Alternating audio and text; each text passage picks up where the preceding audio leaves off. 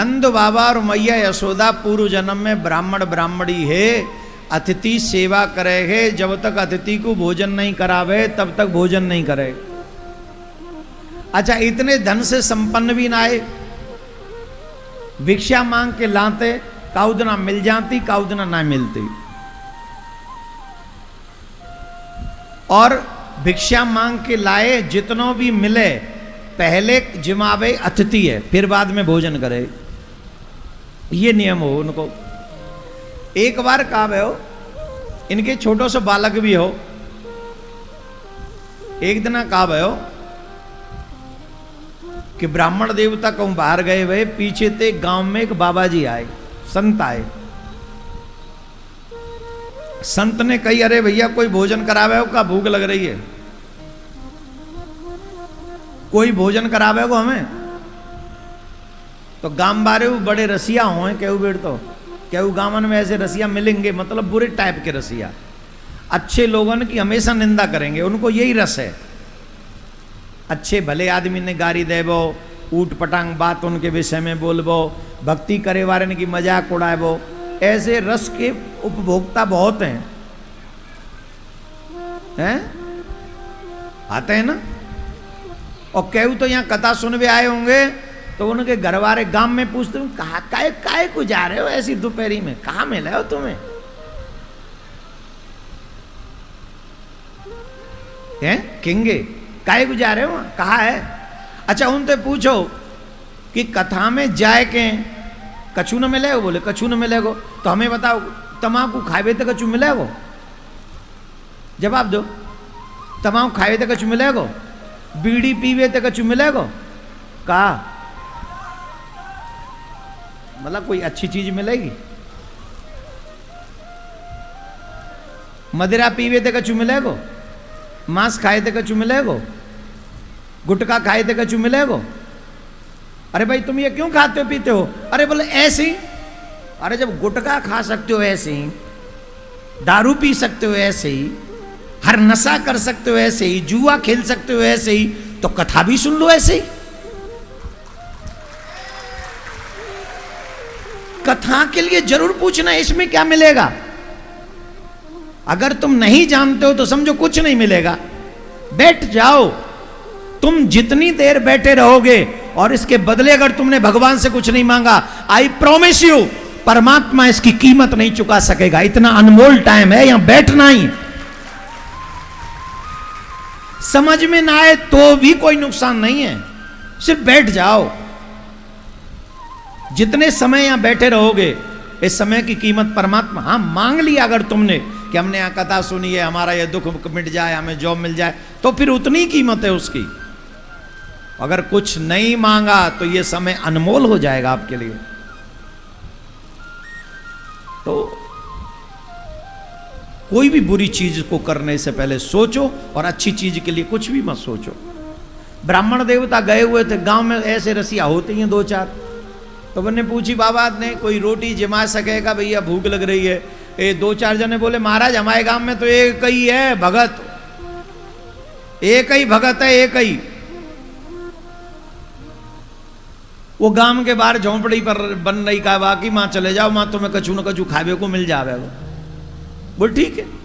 वो गांव के बाहर गए और वह समय पंडित जी घर पे हतना आए, पंडित जी झोंपड़ी में हतना आए। वो कहूँ गए भिक्षा मांग भी, दोपहर को भोजन है चुके हो।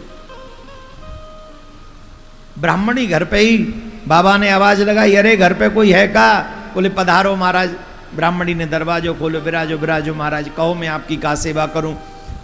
अरे देवी बड़ी जोर से भूख लग रही है, 2-3 दिन आते कछु खायो नहीं, जैमे को कछु मिल सके का? पूरे गांव बारे कह रहे तुम बड़े भगत हो।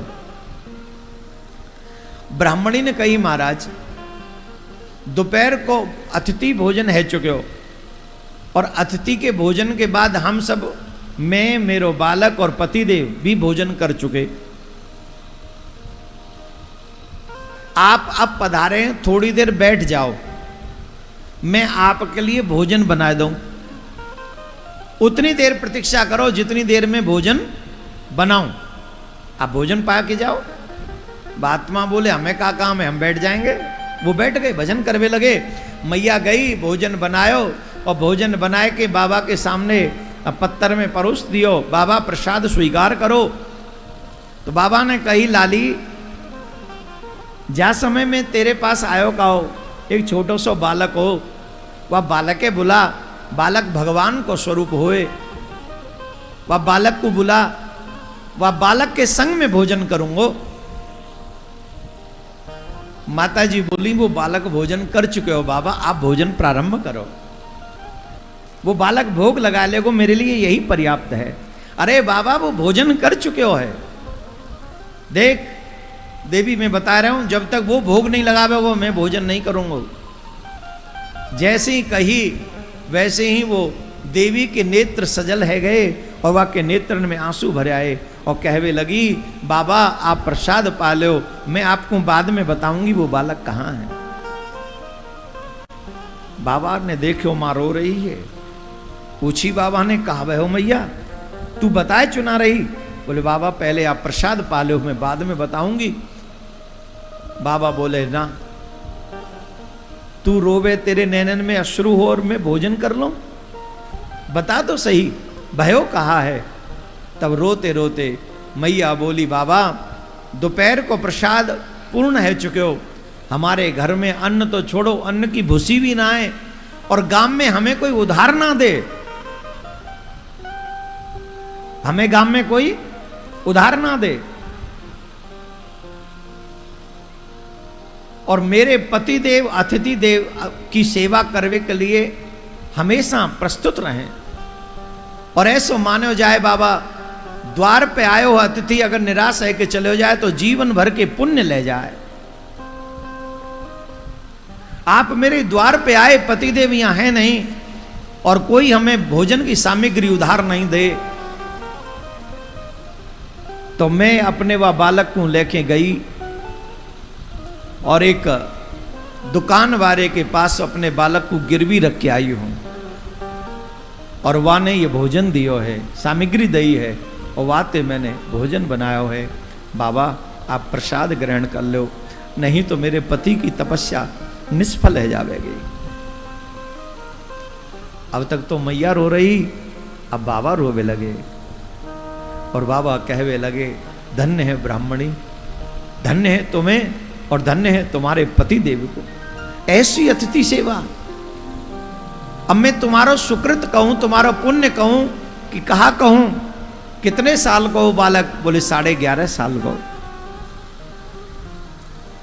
बाबा बोले मैया आज एक साधु को जिमावे के लिए तेने अपने बालक को 11.5 साल के बालक को गिरवी रख दियो है। आज मैं आशीर्वाद दे के जा रहा हूं, वो ब्रह्मांड एक नायक परमात्मा तेरी गोद में 11.5 साल तक खेलेगो, वो यही बालक के बल के आवेगो, वो बालक बन के आवेगो। वाही सुंदर कर्म को फल हो, बाबा को आशीर्वाद हो कि वह आशीर्वाद के कारण स्वयं चाहे जन्म भयो वसुदेव जी के यहाँ पे, बेटा भयो वसुदेव के धाम में धुंदुबी बाजी या नंद के द्वारे, नंद बाबा के यहाँ धुंदुबी बाज रही है। क्यों बाज रही है? पूर्व में किए हुए सुकृत आज बाबा के सामने, मैया के सामने आ गए, प्रस्तुत हो गए, प्रकट हो गए। आप समझ रहे हैं? आज हम लोगों के जीवन में दुख ही दुख क्यों है? आज हम लोगों ने परोपकार करना बंद कर दिया। कितने गांव ऐसे होंगे कि पूरा गांव झिग पेट खा रहा होगा पर एक भूखा है और उसे कोई एक रोटी की नहीं पूछता, वो मुंह देखता रहता है।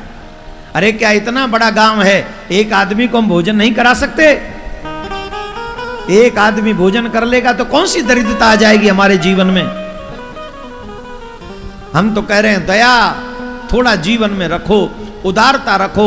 यही संतों ने उपदेश दिया है, यही भक्तों ने उपदेश दिया है, यही भगवान के भक्तों ने, भगवान ने स्वयं ने उपदेश दिया है।